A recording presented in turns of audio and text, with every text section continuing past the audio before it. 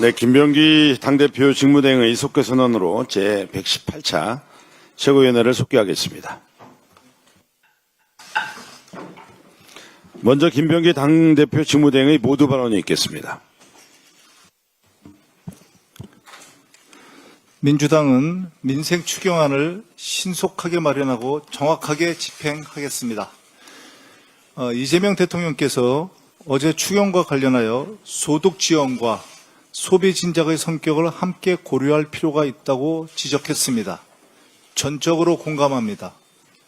우리 당도 소비와 내수 진작을 위한 민생회복지원금 방식의 추경 편성을 여러 차례 강조한 바 있습니다. 지금 같은 위기 상황에서 엄발의 오줌 누기 정도의 찔끔 추경으로는 효과를 얻기 힘듭니다. 위기 상황에선 확장 재정이 기본입니다. 정부가 더 과감하고 적극적인 추경안을 편성해 주기를 당부합니다. 민주당은 정부가 추경안을 편성하는 즉시 밤을 새워서라도 지급 방식과 대상 등 구체적인 내용을 마련하고 집행할 수 있도록 최선을 다하겠습니다. 민생에는 여야가 따로 없습니다. 국민의힘의 적극적인 협조를 당부합니다. 대한민국을 정상화할 내란 특검, 김건희 특검, 해병대원 특검 등 3대 특검이 본격 활동을 앞두고 있습니다. 하지만 내란 세력의 망동 역시 계속되고 있습니다. 내란 수계 윤석열은 경찰 소환에 불응한 채 거리를 활보하고 있고 요리조리 수사를 거부하던 부인 김건희 씨는 급기야 병원에 입원해버렸습니다. 내란 2인자 김용현은 구속기간 만료를 노리고 법원의 결정을 거부하는 꼼수를 부리고 있습니다. 사태가 이렇게 된 것은 말도 안 되는 이유로 내란 수계를 풀어준 지기현 판사나 노골적으로 김건희를 비호하고 비화폰으로 내란 세력과 내통해온 심우정 검찰총장의 책임이 큽니다. 어제도 말씀드렸지만 3대 특검의 진상규명을 방해하는 그 어떤 시도도 결코 용납하지 않겠습니다. 온 국민이 특검의 수사를 기대하고 있습니다. 민주당은 3대 특검이 완전한 진상규명과 엄정한 책임자 처벌을 할 수 있도록 최선을 다해 뒷받침하겠습니다. 이상입니다. 네, 다음으로 한준호 최고위원의 발언이 있겠습니다. 네, 김민석 국무총리 후보자에 대한 인사청문회를 오는 24일, 25일 양일간 열기로 합의를 했습니다. 법정 기한 내에 인사청문회를 마칠 수 있도록 여야 간 협상이 이루어져서 참 다행이라고 생각을 합니다. 국무총리 인청특위는 오늘 전체 회의를 열어서 인사청문 실시 계획서 등을 의결할 예정입니다. 증인, 참고인 명단 논의는 조금 더 진행해야 되는 것으로 알고 있는데 조속히 협상을 마무리하고 차질 없이 의결할 수 있도록 여야 모두 노력해 주실 것을 당부드립니다. 지금까지 제가 공개적인 자리에서는 김민석 국무총리 후보자의 신상에 대한 발언을 좀 삼가해 왔습니다. 하지만 야당의 공세가 거세다 못해서 이 도를 넘는 부분이 있어서 오늘은 꼭 한 말씀 드려야 되겠습니다. 어제 국민의힘 소속 인청특위 위원들이 기자회견을 열어서 김민석 후보자에 대해 소위 10대 결격 사유를 제기했습니다.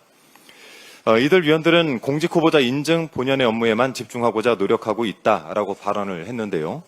결격 사유가 있는지 그 흠결이 얼마나 큰지를 검증하는 일 자체는 이 특위 위원들에게 맡겨진 책무이니 크게 비판하지는 않겠습니다.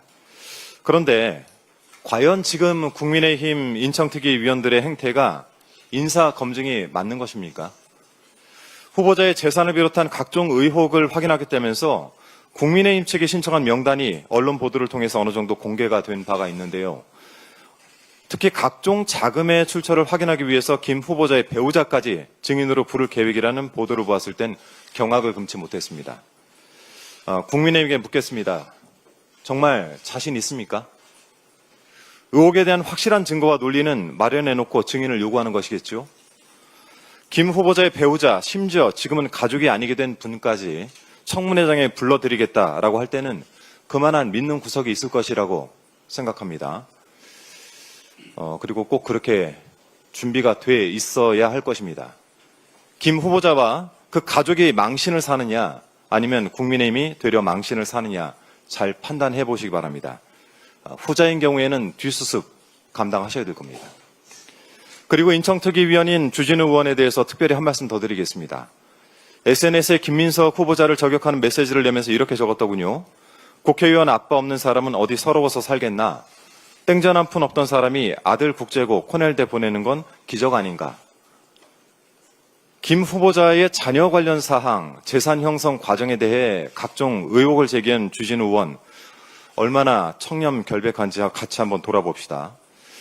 어제 박선원 의원이 기자회견을 자청해서 주진우 의원의 재산 형성에 대해서 각종 의혹을 제기했는데요.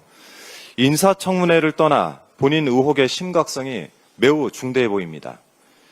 박 의원에 따르면 지난해 4월 기준 공직자 재산신고상 주진우 의원과 가족 재산이 총 70여억 원에 달한다고 합니다. 부자시네요.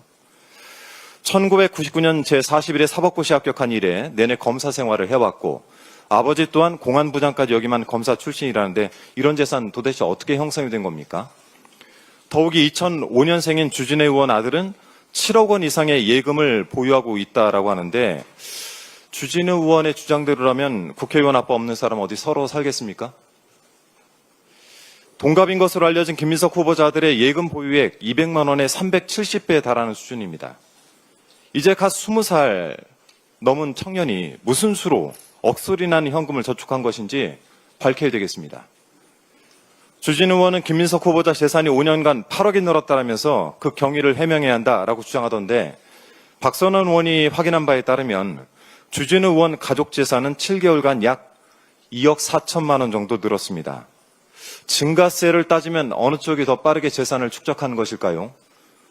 남 헐뜯는 것만 잘하는 줄 알았더니 돈 모으는 재주도 있으십니다. 주진우 의원 본인 상황에는 두 눈 질끈 감고 남의 흠결만 들춰내고 있으니까 이런 상황을 두고 머무든 개가 겨무든 게 나무란다 이런 말이 나오는 것 아니겠습니까? 새롭게 출범한 국민주권정부가 국민의 뜻을 받들어 일하려면 무엇보다 국무총리를 비롯한 각종 인선을 원활하게 이루어져야 할 것입니다.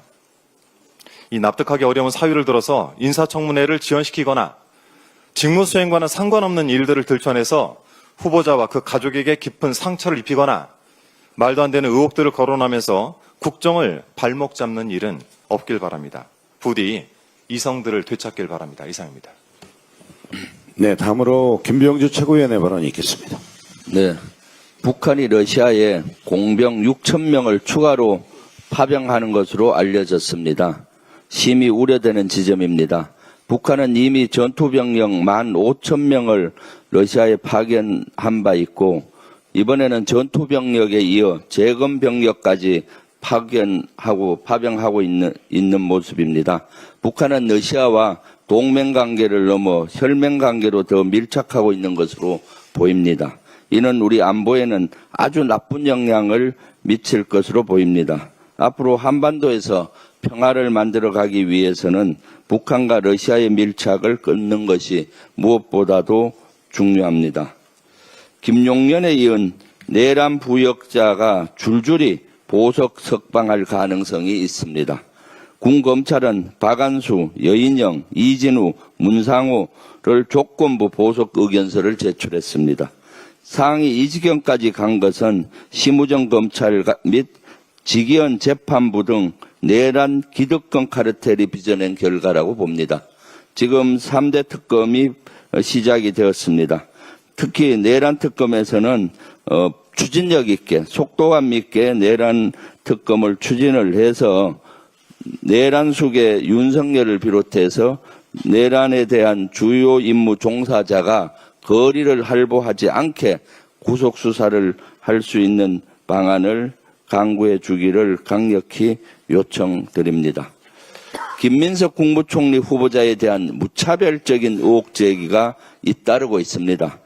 이재명 정부의 발목을 잡기 위한 맹목적인 정치 공세로 보입니다. 김민석 후보자는 지인과의 금전거래 의혹에 대해 추징금과 세금 압박을 해결하기 위한 사적 채무라고 명확히 했습니다. 그런데 국민의힘은 이를 불법 정치 자금으로 호도하고 있습니다.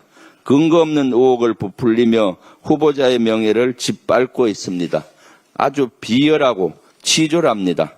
특히 재산 70억 원의 국민의힘 주진우 의원이 재산 2억에 불과한 김민석 후보자의 재산을 문제 삼고 있습니다. 거울을 선물해 주고 싶습니다. 남을 비난하기에 앞서 자신의 재산 형성 과정에 문제는 없는지 스스로 비춰보기 바랍니다. 국무총리 인선이 빨리 이루어져야 합니다. 그래야 국정을 안정적으로 운영할 수가 있습니다. 그래야 내란을 하루빨리 종식할 수 있고 민생 회복과 경제 성장에 총력을 기울일 수가 있습니다. 김민석 후보자는 이재명 대통령과 함께 대한민국의 미래를 이끌어갈 적임자입니다. 국민의힘은 더 이상 국정을 방해하지 마십시오. 인사청문회를 통해 김민석 후보자의 자질과 능력을 공정하게 평가해 주십시오. 국민 여러분께서도 김민석 후보자가 인사청문회를 통해 의혹을 해명하고 국무총리로서의 역할을 성실히 수행할 수 있도록 지켜봐 주십시오. 취임 11여일 만이 진행 중인 이재명 대통령의 첫 외교 무대에 대해 벌써 성공적이라는 평가가 나오고 있습니다. 우선 대한민국의 민주주의 회복력을 세계에 알렸다는 점에서 아주 큰 의미가 있습니다. 실제 현지 환영 행사 때 유엔 사무총장은 한국 민주주의 회복력이 대단하다고 얘기했습니다. 두 번째는 정상 외교의 복원입니다. 이재명 대통령은 일본, 남아프리카 공화국, 호주, 브라질, 멕시코, 인도 등과 잇따라 정상회담을 갖고 무역과 에너지 등 경제 분야는 물론 안보 협력 방안에 대해서도 논의했습니다. 세 번째는 국격의 회복입니다. 국제사회에서의 한국의 위상과 역할을 다시금 확인시켰습니다. 김혜경 여사의 한복은 행사장에서 큰 주목을 받았습니다. 대한민국의 전통 문화를 세계에 알리는 중요한 기회가 됐습니다. 이처럼 정신없이 바쁜 와중에도 이재명 대통령은 새로 선출된 여야 원내대표와의 오찬을 제안했습니다. G7 정상회의 일정을 고려하면 이번 주말이나 다음 주에 만남이 이루어질 것으로 보입니다. 반대 의견을 가진 사람을 반국가 세력으로 몰았던 내란 속의 윤석열과는 확연하게 다른 소통 행보입니다. 다만 국민의힘 지도부에 대해 우려되는 점이 있습니다. 송원석 국민의힘 원내대표는 친윤계로 통합니다. 김용태 비대위원장의 개혁안에 사실상 반대 입장을 표명한 바 있습니다. 내란 속에 윤석열과의 단절 의지가 있는 것인지 의문입니다. 내란 세력과 결별하지 않으면 대한민국의 미래는 없습니다. 썩은 뿌리를 도려내지 않으면 나무는 건강하게 자랄 수가 없습니다. 무성한 잡초를 뽑지 않으면 아름다운 정원을 가꿀 수가 없습니다. 한국의 국가 경쟁력이 1년 새 7단계 하락했다고 합니다. 내란 후유증이 극심하다는 반증입니다. 다시 말해 내란을 청산하는 게 국가 경쟁력을 회복하는 지름길입니다.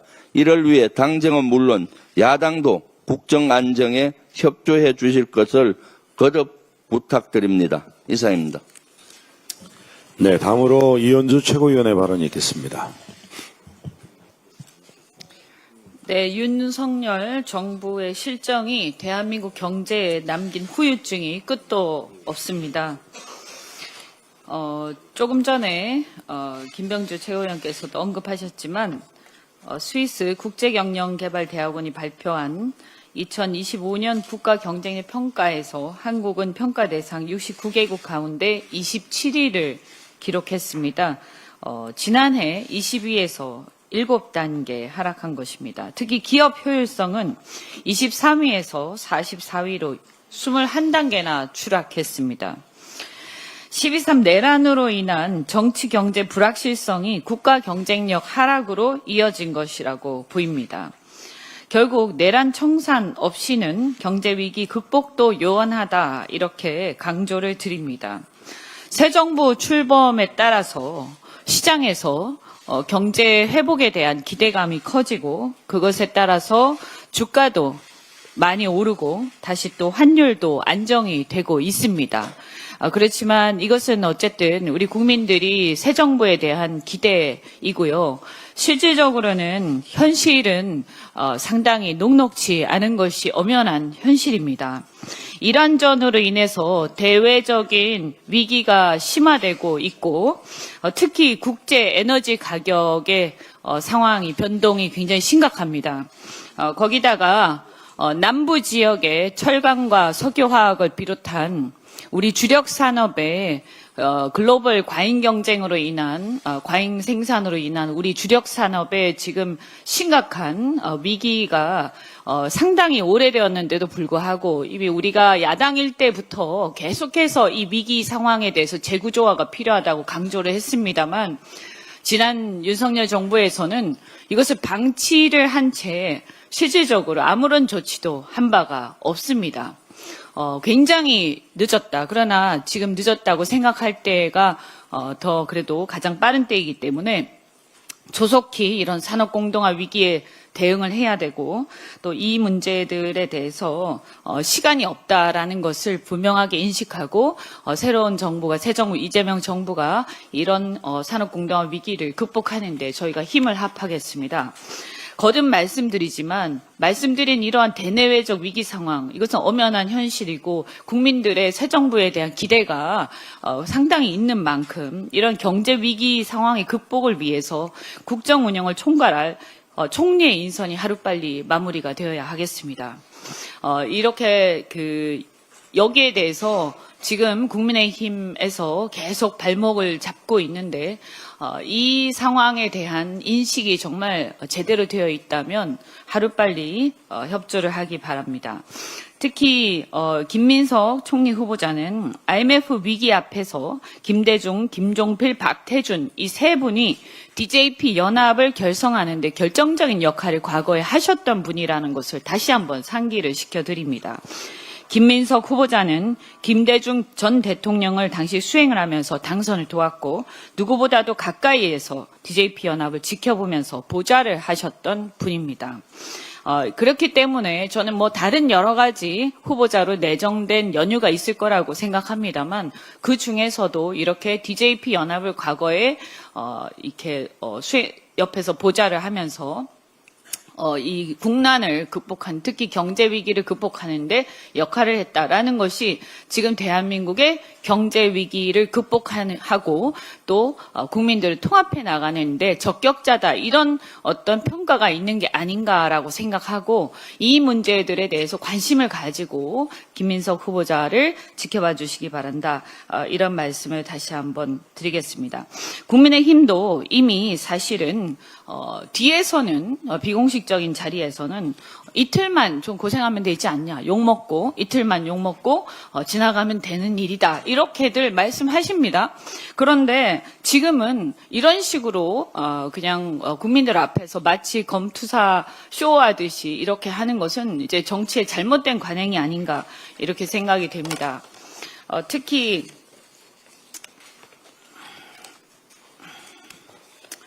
인사청문회를 정치적 협상 도구로 활용하기 위해서 과잉 대응하는 것 이런 나쁜 관행도 이제는 우리가 개혁할 필요가 있다 이런 생각이 듭니다. 왜냐하면 정치권에서는 이렇게 그냥 나쁜 관행을 의뢰히 하는지 모르지만 지켜보는 국민들은 지금 현재 나라 걱정 때문에 스트레스로 밤잠을 못 이루고 있습니다. 국익을 위해서 인준에 꼭 협조를 해주실 것을 다시 한번 당부드립니다. 하나오션의 사내협력업체 노사가 17일 오후 드디어 임단협 교섭에 잠정 합의를 했다고 합니다. 환영합니다. 그동안 거통고 조선하청지회가 오늘 조합원 상대로 잠정 합의안에 대한 찬반 투표를 실시해서 과반 찬성으로 가결될 경우에 사측과 합의가 타결되는 것입니다. 이번 잠정 합의는 단순한 임금 인상 등을 넘어서 노사가 서로의 입장을 이해하고 존중하면서 상생을 위한 협력의 길을 모색했다라는 점에서 더욱 큰 의미가 있다 이렇게 생각이 됩니다. 부디 합의가 타결 마무리되어서 회사도 노조도 그리고 고공농성하고 있는 김영수 지회장도 본래의 자리를 찾기를 바라고요. 그리고 아직 해결되지 않은 파업 관련 손배소 철회 문제도 하루빨리 해결되기를 바랍니다. 이번 임단협 타결, 잠정력 타결은 우리 민주당이 지난 대선 때 내세웠던 모두의 성장, 즉 원청과 하청 그리고 노동자와 회사 이런 모든 경제 산업 생태계가 함께 성장하는 것이야말로 대한민국 경제 성장이다라고 하는 이른바 과거에 이제 동반 성장이라고도 불렸습니다.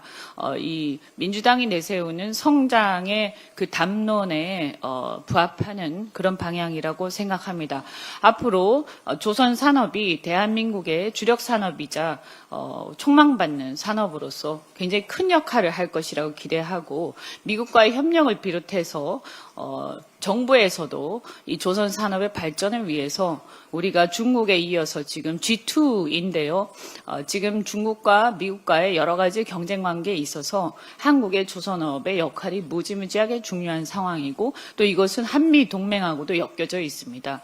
또 우리가 앞으로 그 관세 협상을 하는 데 있어서도 조선 산업이 상당히 중요한 역할을 할 것이라고 기대하고 있는 상황입니다. 그렇기 때문에 정부가 이 조선 산업의 발전을 위해서 큰 역할을 하는 만큼 우리 산업계에서도 노동자와 그리고 이 협력업체가 다 같이 함께 가겠다 이런 생각을 가지고 이 모두의 성장이 뿌리 내릴 수 있도록 함께 힘을 합해 주시기를 바랍니다. 타결이 찬반 투표가 잘 통과되기를 바랍니다. 감사합니다. 네, 마지막으로 송순우 최고위원의 발언이 있겠습니다. 예, 냅통하다는 외부의 조직이나 사람과 남몰래 관계를 가지고 통하다라는 뜻입니다. 그렇습니다. 심우정 검찰총장과 김주현 전 민정수석이 냅통한 사실이 드러났습니다. 심우정 검찰총장이 검찰 조직 외부의 사람 김주현 민정수석과 남몰래 관계를 가지고 통했다는 것입니다. 얼마나 은밀한 거래를 하고 숨길 것이 많았으면 비화폰으로 내통을 했겠습니까? 지난해 10월 10일과 11일 양일간에 심 총장과 김 전 민정수석이 비화폰으로 2차례 통화한 것으로 밝혀졌습니다. 첫 통화는 12분 넘게 이루어졌고 이튿날에도 11분 동안 총 23분간 통화를 했습니다. 통화 일주일 뒤 김 여사의 도이치모터스 주가 조작 개입 의혹에 대해 검찰이 불기소 처분을 했습니다. 김 전 민정수석이 심 총장을 통해 이들 사건에 은밀하게 영향력을 행사하려 했다면 검찰의 정치적 중립성을 흔드는 심각한 국기문란 사안입니다.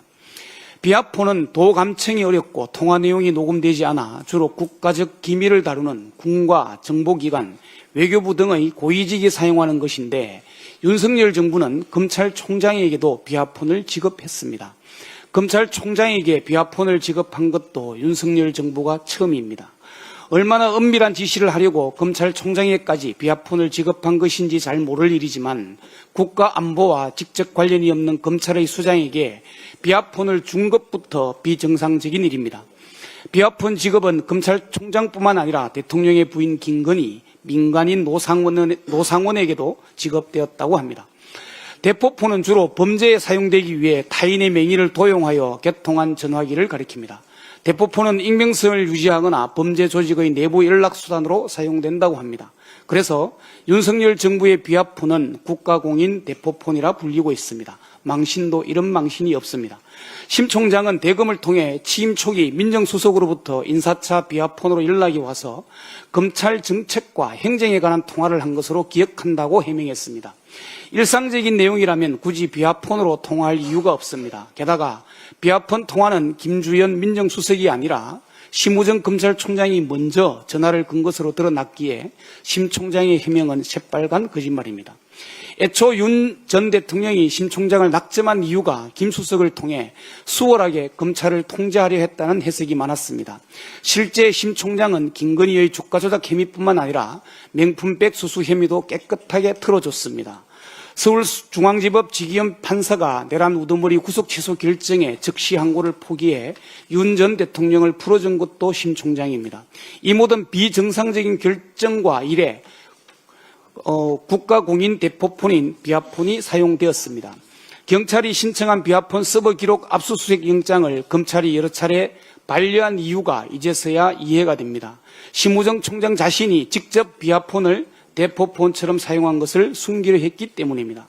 김용현 전 국방부 장관 등 내란 중요 임무 종사자들의 구속기한 만료가 다가왔는데도 검찰이 추가 기소를 하지 않아 이들이 줄줄이 석방될 예정입니다.